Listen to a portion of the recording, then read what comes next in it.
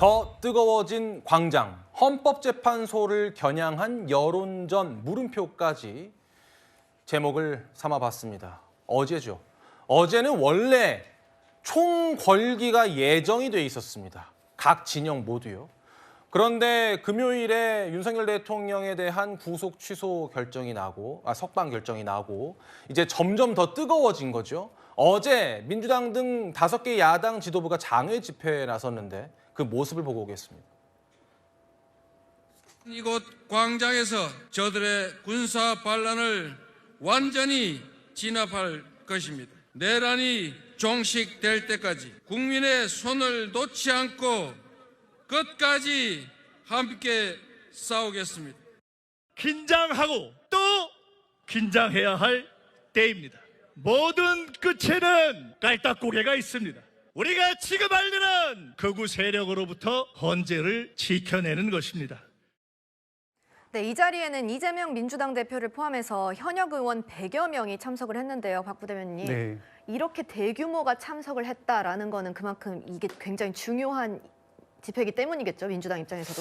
뭐 아까 수차례 말씀드린 것처럼 책임 있는 정당으로서 국민의 뜻을 받아서 국민들이 지금 고통스러워하시고 혼란스러워하시고 이 국정 혼란이 언제 빨리 종식되고 정상화로 돌아가느냐라는 요구가 많습니다. 거기에 부응하는 행동을 저희가 나서서 한 것이다 이렇게 말씀드리겠습니다. 네, 일각에서는 대통령이 석방된 이후에 이제 판이 바뀌었기 때문에 민주당이 조금 다급해진 것 아니냐라는 의견도 있는데 어떻게 생각하세요? 저는 지속해서 이렇게 해왔었고요. 그게 뭐 한 달에 한 번, 한 달에 2번 정도였고 마침 이 시기 또 위중함이 가중됐기 때문에 행동에 나서지 않을 수 없었다. 저희가 국민들을 이 고통 속으로 내몰 수만은 없지 않습니까?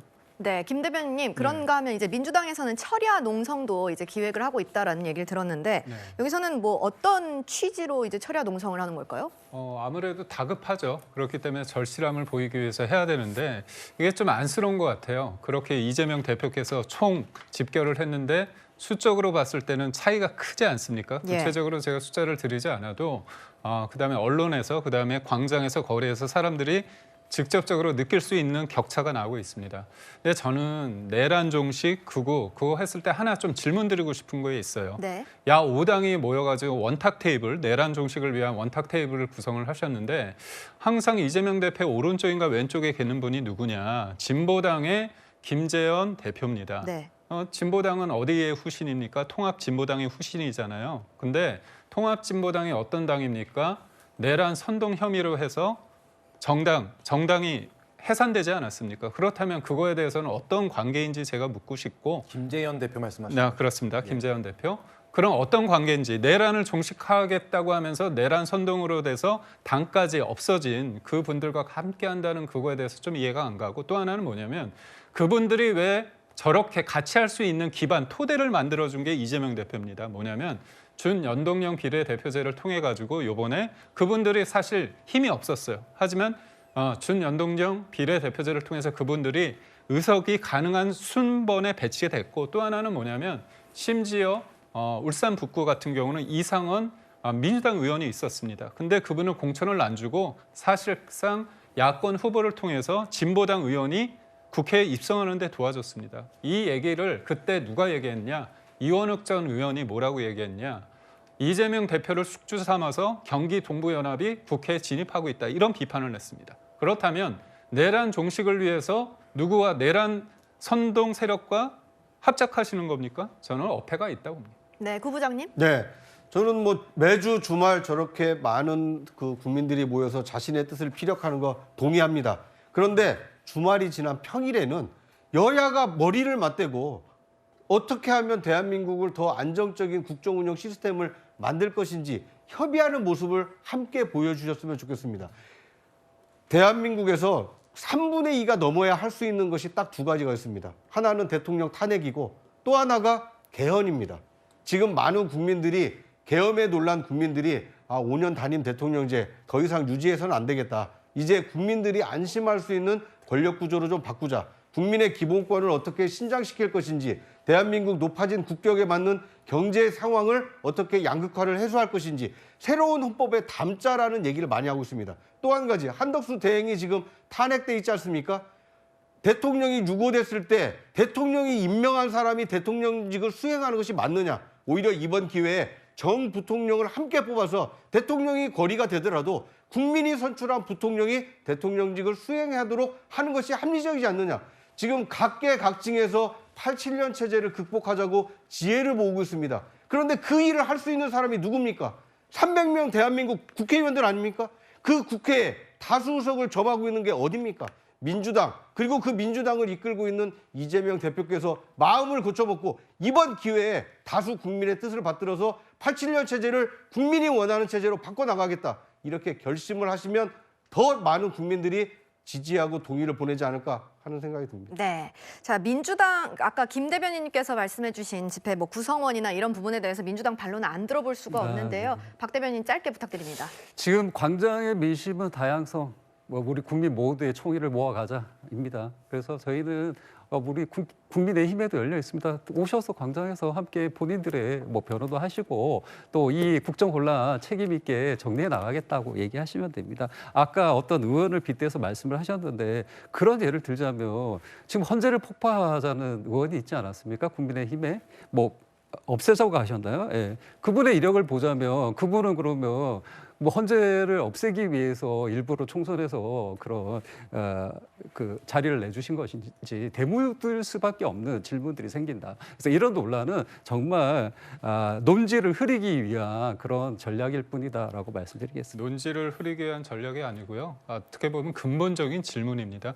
저는 그 국민의힘 후보가 그런 얘기를, 국민의힘 의원이 그런 말을 했다고 했을 때 저는 잘못됐다고 저는 얘기합니다. 국민의힘 대변인으로서 그 멘트는 잘못됐다고 저는 인정하고 제가 대신 사과드립니다. 그렇다면 내란 선동 세력과 같이 하는 부분에 대해서 사과할 용의가 있으신지 되묻고 싶습니다. 알겠습니다. 오늘 출연해 주신 여야 정치인분들께서 굉장히 좀 첨예하게 대립하는 그런 모습 여러분 계속 보고 계시는데 사실은 이게 우리 스튜디오 안에서만의 모습은 아닐 겁니다. 바로 이 밖에 장외 집회에서도 첨예하게 갈리는 모습 볼 수 있었습니다. 특히 윤석열 대통령에 대한 석방이 결정됐을 때 탄핵 반대 집회, 그러니까 윤석열 대통령을 지지하는 집회에서는 환호성이 들렸지만 탄핵 찬성 집회에서는 좌절하는 그런 모습도 보였습니다. 장 변호사님, 앞으로 이런 상황 계속되면서 양쪽 진영은 조금 더 극명하게 갈릴 것처럼 보이네요. 그럴 수밖에 없죠. 왜냐하면 윤석열 대통령이 최소한 나왔을 때 통합의 메시지 내지는 헌재의 결과에 수용하겠다는 메시지를 냈으면 좋았을 텐데 대통령이어도 구치소에서 배울 게 많더라. 잠을 많이 자서 건강이 회복됐다. 나를 위해 감옥에 간 사람들 석방하라. 대단히 편향적인 메시지 냈거든요. 외신이 어떻게 평가하고 있습니까? 윤석열 대통령의 이 석방으로 대한민국의 분열이 가속화될 거라고 CNN, 뉴욕타임스 전망했다라고 나오고 있더라고요. 실제로 어떻게 됐습니까? 그날 증시가 출렁였어요. 이거 대한민국의 미래를 위해 좋은 양상이 아니고 빨리 헌재에서 마무리가 되지 않는 이상 대한민국의 이 양분 양상, 분열 양상 가속화될 겁니다. 이걸 통합으로 가는 길은 빨리 헌재에 현명한 결단이 나오는 겁니다. 알겠습니다. 방금 들으신 이제 장 변호사님의 의견이 탄핵 찬성 집회의 의견이었겠죠. 그런데 탄핵 반대 집회에는 전한길 강사가 다시 나와서 환호성을 질렀습니다. 너무 감격스럽습니다. 너무 기분 좋습니다. 조금 전에 뉴스 속보 들으셨죠? 제가 어제 그 소식 듣고 너무 기뻐가지고 막 눈물이 막 나더라고요. 윤석열 대통령을 만약에 탄핵시키고 파면한다면 그것은 자유민주주의에 대한 도전이고 이 국가에 대해서 도전하는 반국가인 세력입니다. 구장부장님, 전한길 강사는 3.1절 집회를 마지막으로 이제 집회 참석을 안 한다고 했던 걸로 기억을 하는데 네. 어제도 나오긴 나왔네요, 다시. 네, 그러니까 가족이 동의를 해준 모양입니다. 그리고 이제 전한길 강사의 역할이 적지는 않았죠. 왜냐하면 전국을 순회하면서 이 탄핵 반대 집회를 어떻게 보면 이끌었다고 볼 수도 있고요. 또 윤석열 대통령의 이 계엄의 어떤 정당성, 이른바 이 계몽령이다라는 것에 대해서 상당히 설득력 있게 얘기한 측면이 계엄에 대해서 반대했던 다수 국민들의 마음을 돌아서게 하는데 일정 정도 기여했기 때문에 전한길 강사로서는 상당히 중요한 역할을 했다고 보여집니다. 그렇지만 저는 윤석열 대통령의 파면이냐 또는 직무 복귀냐를 떠나서 윤석열 대통령이 헌재에서 최후 변론을 통해서 얘기하지 않았습니까? 이제 개헌에 대해서 열린 마음으로 받아들이겠다고 얘기했습니다. 만약 직무에 복귀하더라도 윤석열 대통령이 발의를 해서 개헌하자고 하면 야당인 민주당에서 받아들이겠습니까? 저는 안 받아들일 가능성이 크다고 봅니다. 오히려 다수 의석을 가지고 있고 국민의 대표를 하고 있는 민주당이 앞장서서 이번 계엄과 같은 대통령이나 몇몇 사람의 잘못된 판단으로 계엄이 되지 않는 나라를 만들기 위해서 국민이 원하는 개헌을 하자. 이렇게 좀 생산적으로 논의를 바꿔가면 어땠을까 하는 아쉬움이 남습니다. 알겠습니다. 어제 집회에는 국민의힘의 정치인들도 집회에 참석했는데요. 목소리 듣고 오겠습니다. 대한민국의 법치주의는 간신히 인공호흡기를 달았습니다. 이제 탄핵 각하로 대한민국의 법치주의를 살려내야 합니다. 공수처가 만든 수사기록은 이제 한낱 쓰레기로 바뀌었습니다. 불법 구금된 대통령을 향해서 초시계를 들고 입틀막을 하고 신경질적으로 째려보던 그 문영배 대통령을 불법 체포한 것도 모자라서 구속영장을 청구한 날 와인 파티를 벌였던 그 오동훈 그리고 민주당 의원들 이 이름들을 영원히 누구도 용서치 못하도록 역사책에 기록합시다, 여러분. 이 주제를 시작하면서 민주당 지도부의 목소리를 우리가 먼저 듣고 왔는데 방금 이제 국민의힘 전직 지도부죠. 전 최고위원이니까요. 지도부 목소리까지 듣고 왔습니다.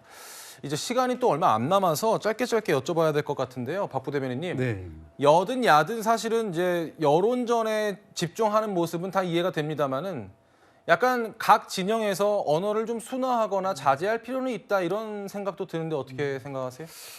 저는 이 말씀을 먼저 드리고 싶어요. 공식과 비공식의 차이가 뭔지 확실하게 보여줬다. 전한길이라는 인물이 국민의힘에 어떤 보직을 갖고 있습니까? 당 대표십니까? 아니면 대변인이십니까?